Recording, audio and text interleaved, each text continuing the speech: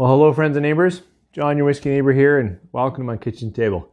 It's been a while since I shot inside, so I just wanted to do a quick review, really just a straight up review of a Scotch I've had for a while. This is part of Glenfiddich's experimental series. This is their fourth in that series, and it is Fire and Cane by Glenfiddich. We'll talk about it, tell you what we think.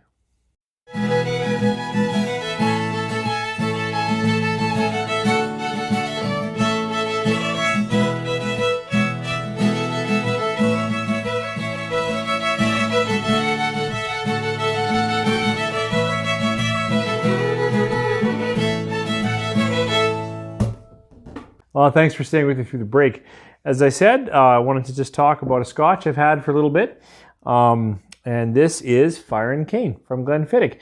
Glenfiddich now, oh boy, I should have found out exactly when they started the experimental series. But in that series we have, Winter Storm, which is finished in a Canadian ice wine cask. We have the IPA experiment, which is finished in ex-IPA barrels. We have the XX, part of the experimental series, which I believe is 20 different people tasted or chose casks, and then they blended them up. And then this one, Fire and Cane. And it's been out for a while. This has been out for a couple of years, I feel. But Fire and Cane is a peated Scotch, which is unusual for Glenfiddich. Glenfiddich, being up in Speyside, is known for their lighter, fruitier, non- or unpeated malt. But they do run peat through their still, I think once a year. And this is that peated distillate.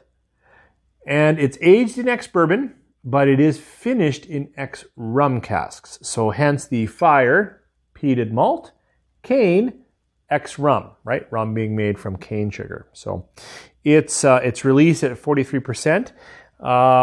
Comes in a nice tin and has this little information package that will point you in two different ways. It'll talk about the fire side, it'll talk about the cane sweetness side, and then we're supposed to decide what we get from this Scotch. That's kind of fun. When it came out, it was priced a little too high, which is why I didn't get it or review it when it came out, but as is my custom, I keep an eye out for offers or sales, and I did find it on an excellent sale. And now I've noticed that the standard price here in Alberta in my market actually has dropped quite a bit.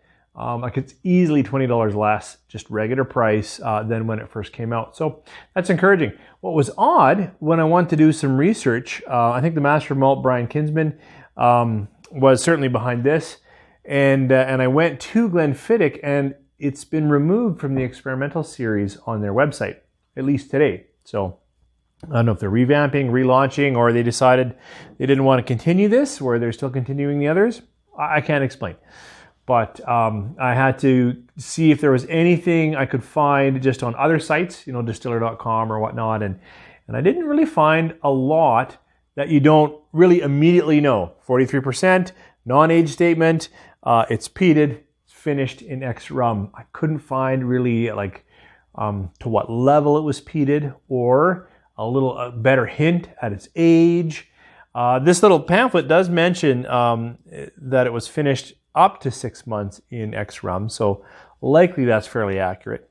But we'll see. We'll see what we get on the whiskey. If you have it, pour it along. It's a great idea. Let's see what we get. The nose for me is a gently peated nose. By that I mean I do get a little bit of smoke. Definitely some of that earthy tones. For me, it's an earthy peat. And it's got a distinct, almost an oil, tar is too far, but an oily note to it in the peat. That's what I'm getting. Not as much of, for me, a characteristic Glenfiddich is really fresh, crisp apples, pears, orchard fruits, cut orchard fruits. I'm not getting that much. There is a sweetness though. So once we're past the smoke and the oil, but this sweetness is more like either a malty sweetness or a honey sweetness for me. Yeah, almost a sweet sour kind of thing, because the peat is on that edge of tarry sour, a little bit medicinal, and then the sweetness is very not tied to a distinct fruit for me, but more tied to that sugary honey. Yeah, well, interesting. See how it tastes.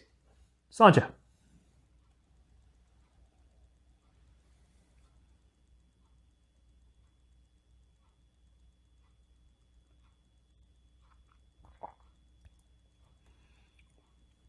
I think this Scotch has a decent mouthfeel.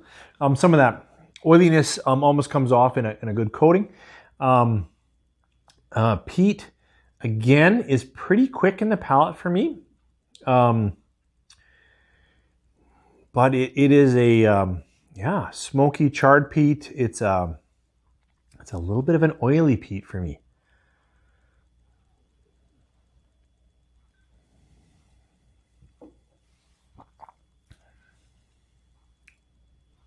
And it has finishes medium, not as long as you'd expect in a smoked Scotch, peated Scotch, but it's there. Not that peppery, not that spicy, not a lot of wood life coming out of it. It's a little bit there, but not as much as you might think. Fruits are very muted. It has something though for me, and it's less now, and you can see that I'm under the halfway mark in the bottle. When I first cracked this bottle open, the whole peat experience went in a place that I hadn't had before, and that was like a black olive. I really like black olives. Love Greek salad, like black olives of any kind, but I had never had a Scotch that reminded my palate so much like black olive. By that, I guess it's a cured, almost on that edge of vinegar, but there was something about it that really took me there. And even though I love black olives, I really didn't like it at first. And I'm glad that this has relaxed. So it really has, like I said, it's been open for at least 3 months, I think. And it has relaxed more in that I can get a little more flavors. But it is missing some of what I look for in Glenfiddich, and that is that really tasty, fresh fruit. I like, I've had, some peated Scotches that maybe they're finished in some ex-sherry, so it brings in some more of the fruit notes that way. Or maybe the spirit itself is just a little fruitier and holds up better, I'm not sure. But I find this one, I love peat. So I don't mind this Scotch. It's good, it's tasty, and certainly at the better value that I see it in stores now, I could say, I'd check it out. It's an interesting experiment. And I'm super thankful that Glenfiddich is trying different things. I really encourage experimentation with Scotch.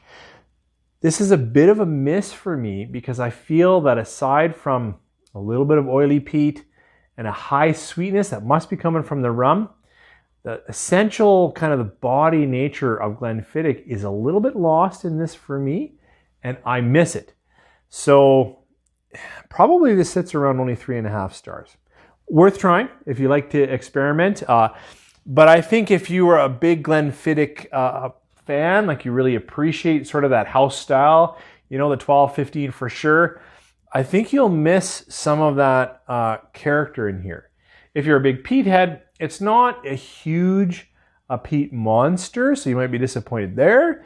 But it's still good Scotch. It's fun. I'm certainly glad it's a nice looking bottle, and like I said, the notes are on here, kind of neat, and the story is good, and I applaud them for their experimentation. Thankfully, it's released at 43, so it's got a little bit of kind of backbone to it, but yeah, I think that's where I'm sitting. So not as much as I liked it to.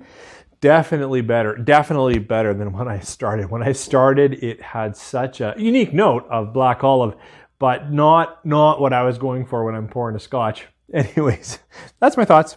Thanks for joining me here at the kitchen table, and I hope you guys have a great week.